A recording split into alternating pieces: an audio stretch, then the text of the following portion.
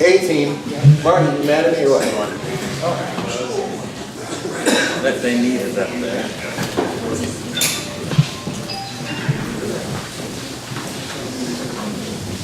Or microphone training would be happening. Good morning. It gives me great pleasure to introduce Mark Sutherland. He's a resident of Sebastopol for over 3 decades. He's currently the Chief Building Official and Deputy Director of Planning for the City of Santa Rosa. And prior to that, he had his own planning and engineering consulting firm located in Sebastopol. He's a licensed professional engineer in 3 states, a building official, and certified access specialist in the state of California. He also serves as a volunteer disaster services engineer and team coordinator for the California Office of Emergency Services. And he's here to talk about contractors and building stuff. Thank you.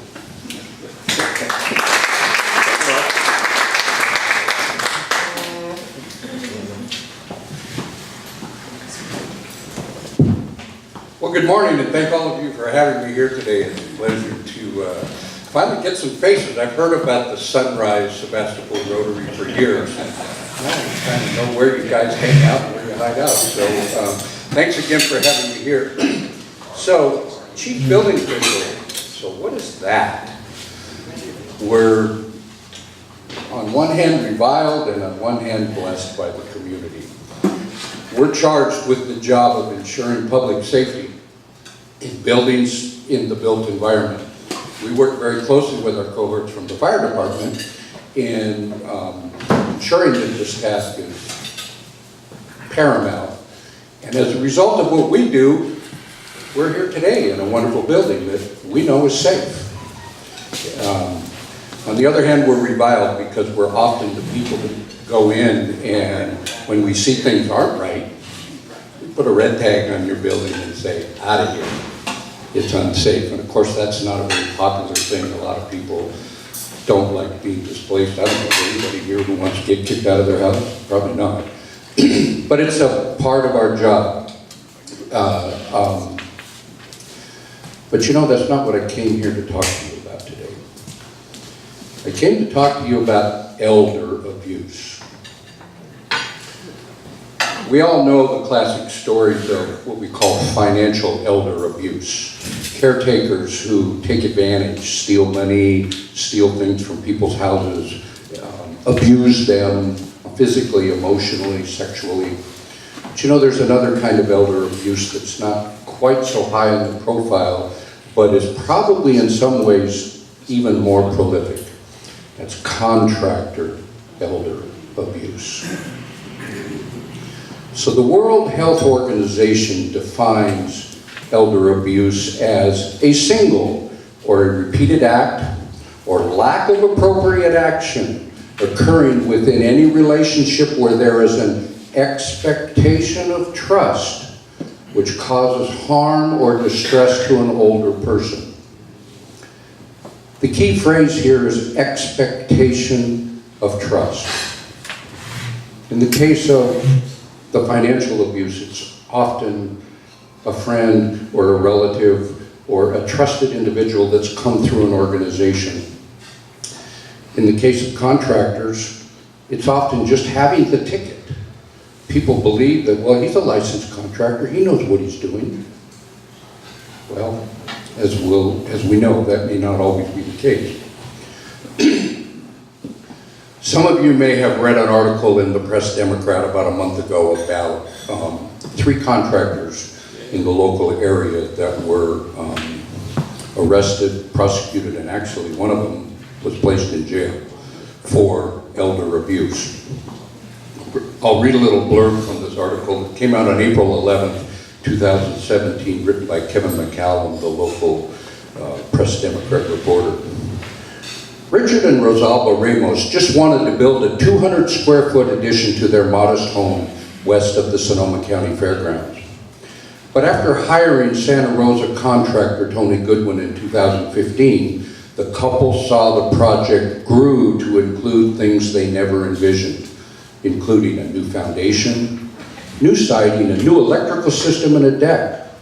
More than a year later, when Santa Rosa building inspectors checked up on the renovations, they were stunned to see the shoddy nature of the work. During 2 inspections in the fall of 2016, a city inspector documented 57 shortcomings, including gaps in siding, missing guardrails, open electrical boxes, unsupported gas and water lines, and many other things. In this case, what had happened is this elder gentleman and his wife thought they were going to add this room on. This contractor showed up and immediately began to talk to them about, well, I see this, you really need to do this. You know, I can't do this for you if you don't also do this. So the project just continued to creep. And at each juncture, they asked him for more money. They had a very simple contract in the very beginning that was totally inadequate and didn't comply with California state law. So about 1.5 years later, they finally called for an inspection. My inspectors went out there and they just could smell a rat. It was one of those things where it just didn't seem like this was right. And the man was a little confused, maybe early stages of dementia. He thought he was getting a good deal. And he talked about how, well, the first contractor had left and a new contractor came in, but it seemed like he had previously worked or was here before with the first contractor. And so he did a little work and charged some more money, said, well, I'll fix it. Everything's wrong. I'm your hero. I'll fix this. So he did a little bit of work and then he bailed. And then the original contractor kind of came back in and said, oh, yeah. No, I don't know what happened, but I'll take care of it for you. And by the way, it's going to cost you this. So it was this tag team approach that these two guys had set up. And before you know it, this project that they thought was going to cost them $60,000 or $80,000, they're $220,000 out, and it's still as far from complete. And there's open rooms, there's walls with tarps on them, windows gone, mold and mildew starting to happen. So that's when we called the Contractor State License Board. Fortunately, they've recently assigned 2 investigators to the Santa Rosa office. They took this and went off and did a 6-month investigation, actually found 8 others that had been victimized by these men. And in the end, they filed criminal charges. 54, I think, criminal charges were actually filed by the DA. There was 140 violations actually identified, but the DA said, well, we're pretty confident on these 54. And in all, there was over $800,000 worth of impact to these 9 different people. So the California State Penal Code, if I can find that here, talks about elder abuse. And I think it's section 368 that actually sets elder abuse aside as enhanced crime. So if you're convicted of elder abuse in any way, it's not only the normal fines for fraud, misrepresentation that happened, but if elder abuse is determined to be a part of that, then there's substantial additional fines and in some cases mandatory jail time.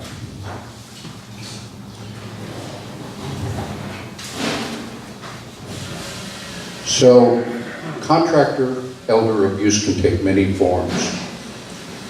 It often starts with an unscrupulous contractor or salesperson for a company doing a drive-by, and they see something going on, a roof shingle happening, so they go knock on the door and they say, you know, I happen to be in the area and I just noticed that there's a crack in your retaining wall, and man, that's really dangerous, and we can fix this for you immediately, so why don't you hire me now and I'll come in and take care of this. So it's the drive-by. There's also unsolicited sales calls. A lot of unscrupulous contractors get on the phone and they get lists of elderly people, or they'll target people in elder areas like Oakmont and promise them the world.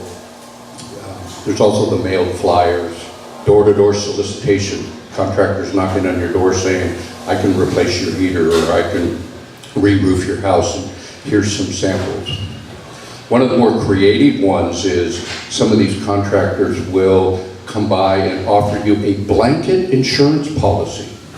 Pay me a certain amount of money each month, and I'll cover anything that happens to your house. Anything that goes wrong, call me, and we'll take care of it for you. Of course, by the time something comes and they call you, they're either long gone or they send someone else out that is unlicensed, unqualified, and often then there's additional costs and fees that weren't covered in the fine print.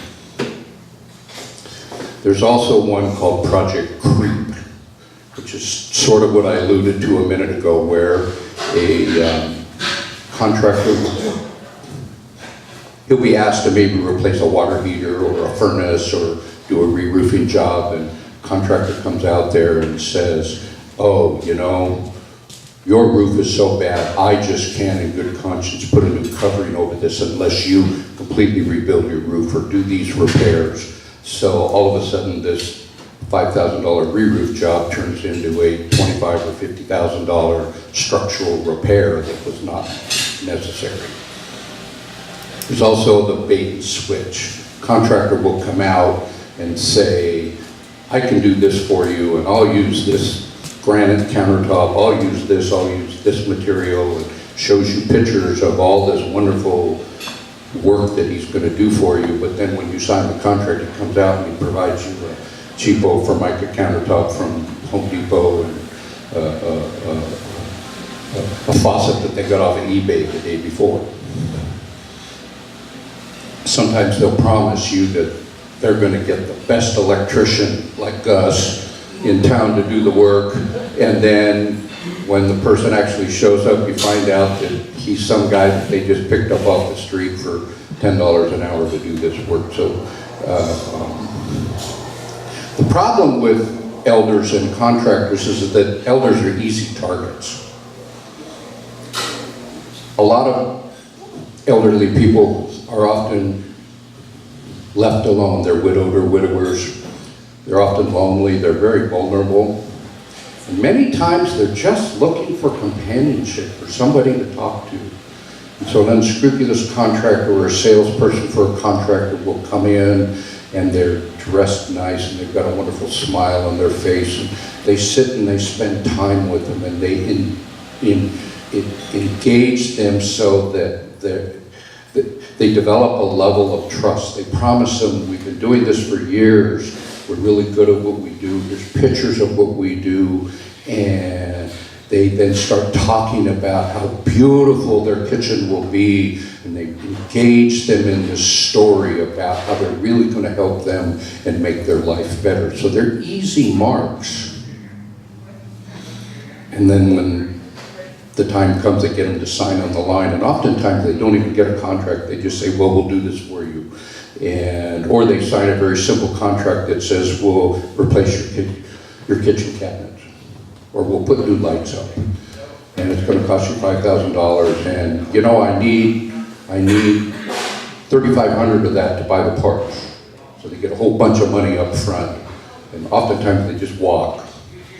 Sometimes they come in with really shoddy workmanship.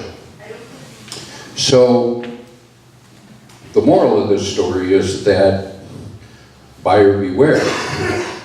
But how do you beware if you don't know any better? If you're one of these older, more vulnerable people? Well, I would suggest that it's those of us in the community, people in my job, but also people in your role, your family members, your friends. You hear about someone who needs a heater replacement or who needs a re-roof job. Take it upon yourselves to advise them, refer them. The California State Contractors License Board, cslb.ca.gov, has an incredible amount of information about how to pick a contractor, has a whole section on seniors and how seniors should pick a contract. They also have regular seminars that they give throughout the state on elder abuse of contractors. It's important to know that in the state of California, there's certain requirements in the government code for home improvement contracts. You can't just write a simple little contract and say, I'll do this, I'll do that.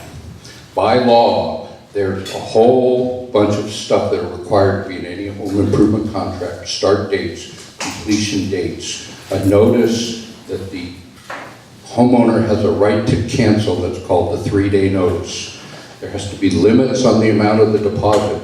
Any home improvement contractor can only ask for 10% of the contracted amount or $1,000, whichever is greater, as a deposit. Then there has to be a schedule of completion, and the payment schedule has to be associated with that schedule of completion, and at no time can the contractor ask for more money than the amount of work that he's completed. There also has to be a notice about change orders. The contract has to be very specific about what the scope is and what the price is, and if there's any changes, they have to be in writing. The original contract has to have a notice about change orders, and there's a special form that the Contractor's License Board requires you to be used for change orders. There has to be information about the contractor's liability and workman's compensation insurance. There has to be a notification about the right for a mechanic's lien. All contractors and subcontractors, in order to protect themselves, have a right to lien a project. And they file a preliminary notice at the beginning of a job saying, we reserve the right to lien this job. Well, at the end of the job, they are required by law to provide you with a lien release saying, we've been paid, we're good, we have no more rights on your contract. All this has to be as a part of the contract. There also has to be information in the contract referring to the Contractor State License Board and how to contact them for disputes or complaints. All of these have to be in a contract, and they have to be in large enough print that a reasonable person can read them. You can't have the proverbial fine print on the back of the contract. So it is important that any of you undertaking any kind of home improvement, that you do your due diligence. Look at the Better Business Bureau, talk to your friends, get personal references, go on the website and check their license, make sure they are actually licensed contractors. Get references, check the references, actually go out and look at the work that the contractor has done prior to signing any contract. Then there's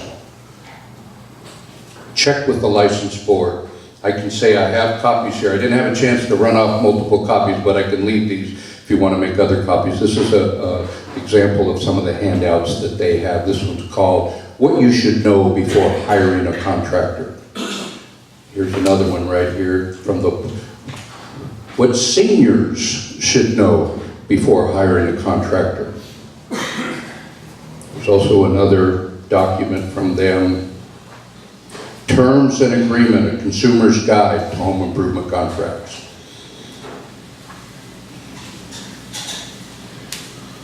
This is more prevalent than you think.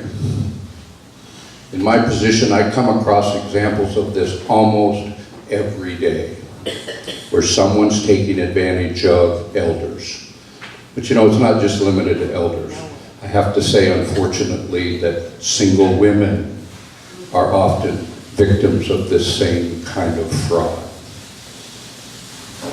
Uneducated people, undocumented aliens who are afraid to speak up. Some of the other examples that I've noticed, I was talking about the insurance policy, the blanket insurance policy. I've seen examples of contractors who will offer you different levels of service, apparent different levels of service at different prices, you know, the gold, the silver, the bronze. A specific example I can think of that came across my desk last week, a unnamed electrical contractor who's not in this room presented a contract for a service panel changeout.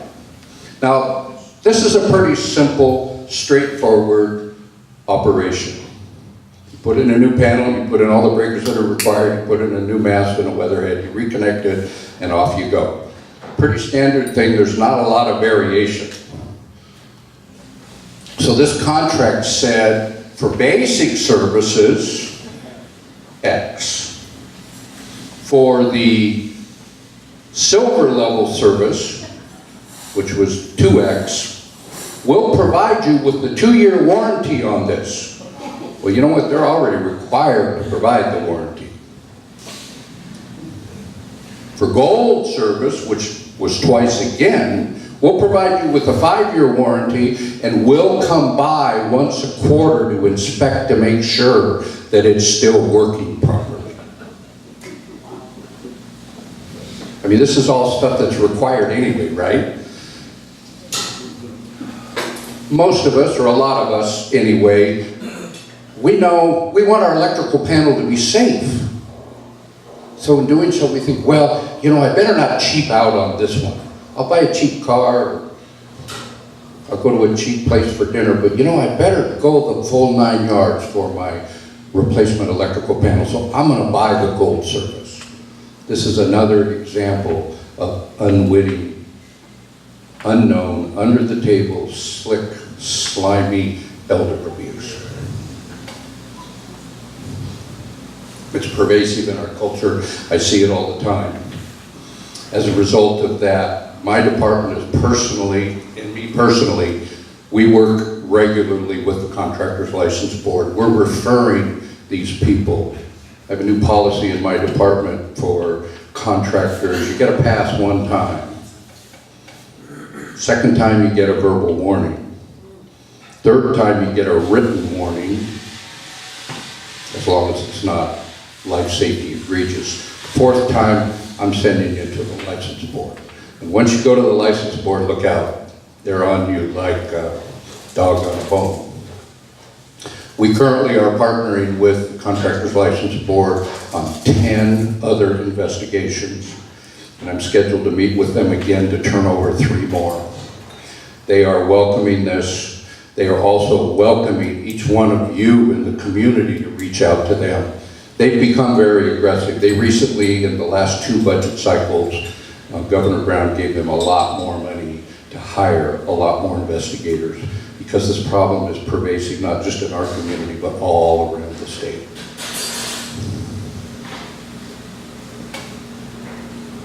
So that sort of presents my rant and rave about elder abuse. Anybody have any questions about elder abuse, or about building officials, or me, or whatever? Comment about the Contractors Board. I was duped in my Clear Lake office by a contractor, and I did all my due diligence. I looked, I did whatever, and he was actually doing elder abuse. I found out about 6 months later. This old lady comes into the office and she says, "Oh, you have the same countertops that I have." So he used my supplies and did her place and walked out on me for $150,000 worth of prepaid. Contractors License Board did nothing. So I hope that they are getting better with some help, because they said, "Oh, well, we come up," this is in Clear Lake, "we come to Clear Lake about once every 6 months, and we're really sorry this happened to you." And then I went and looked, and there were more. This lady filed. He took her for over $400,000. I mean, the guy was, and he's still practicing up there. They didn't pull his license. Well, unfortunately, the magnitude of this problem throughout the state is a whole bunch larger than what even their current staff. And yes, unfortunately, they tend to concentrate their efforts in the more urban and suburban areas. So I'm actually not surprised that up in Clear Lake we didn't get that. However, if there's an established, repeated pattern with a specific contractor, they will even go up there also. And you know, unfortunately, I'll add on kind of at the end of this, in your case, that being proactive is the best medicine in all of this, because after the fact, even though you may have some legal remedies available to you, either through small claims court or through the regular courts, oftentimes these contractors don't have many assets or they have their assets buried under other corporations, and so they're somewhat shielded. So your ability to actually collect any kind of damages late in the game may not be there.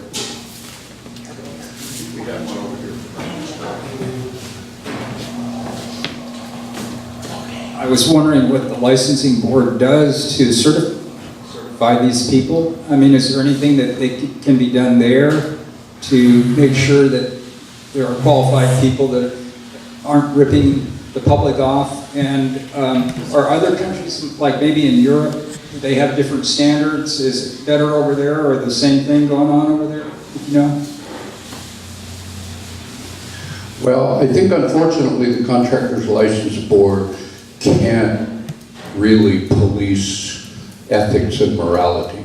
The requirement to get a license is very scripted. You have to have so much experience, and you have to pass a test. And yes, you take a little test on ethics and the law, but just because you pass the test doesn't mean you're a scrupulous person.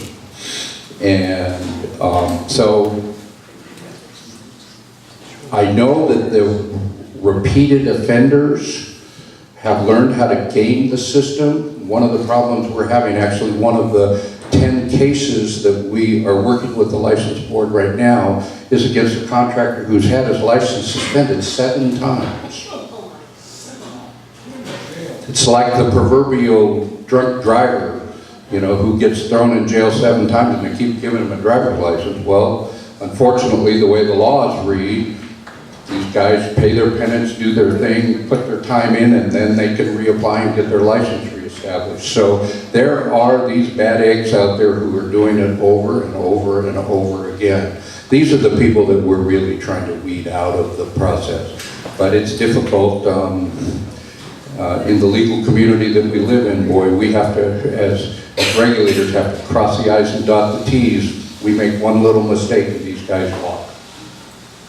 How are you interacting with area agency on aging and senior centers and Earl Baum Center and different other organizations? At this point, we have no direct contact with them, but I've been in some preliminary conversations with the license board investigator around here who is interested in working with the local building officials. It's called RIACO, Redwood Empire Association of Code Officials, to take a look at getting some kind of a collective effort towards reaching out to seniors.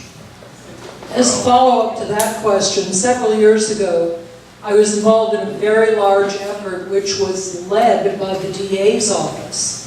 And it concentrated on sometimes seminars at senior centers or other places where seniors might collect, but it focused on prevention, what to look for, what you can do. Is there any kind of coalition similar to that, which at least is in the works? Not currently in this area. Like I mentioned before, the license board does do regular seminars throughout the state on prevention, and on their website they have a plethora of information about what to look for in prevention. But yes, I actually personally believe, because I'm an elder, or getting to be one anyway, that this could very easily affect me in a few years if I start to wind away. So yeah, I think this is something that we need to look at, and again, I'm in preliminary conversations with the local branch of the license board to put some kind of an effort together. But if those are on the, if those are on websites and things like that, how much of the senior population is going to go to that source and even see it? Well, that's a very real thing. A lot of seniors aren't real computer literate and don't think to look about stuff like that. Well, thank you. We're out of time.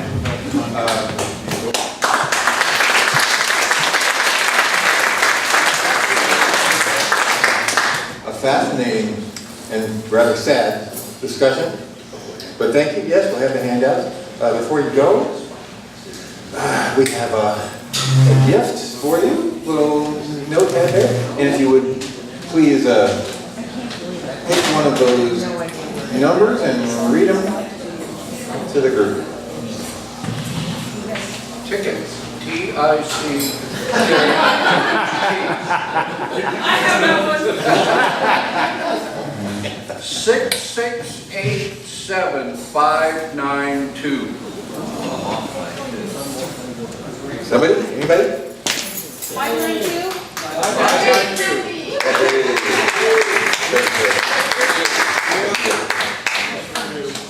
Okay, Kathy, you're looking lucky. You feeling lucky? There you go, lucky.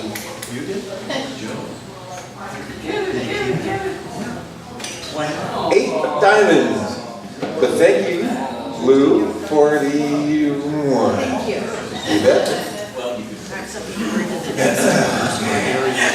Thank you for the door prize. And here's my joke of the day. There's this dumb beetle, he's talking to his kids and he's saying, don't you ever call your sister that again. We are dung beetles. We are left to wonder what the sister actually called her. Okay. A clean joke from Brian. Which Brian? Not this one. That one. Microphone for Brian. Microphone here.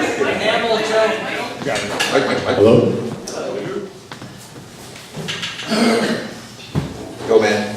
So this is elderly abuse, so this is right in line. An elderly couple talked in the evening. Honey, I'm so sorry that I let out my anger at you so often. How do you manage to stay so calm with my foul moods? I always go and clean the toilet when that happens. And that helps? Yes, because I'm using your toothbrush.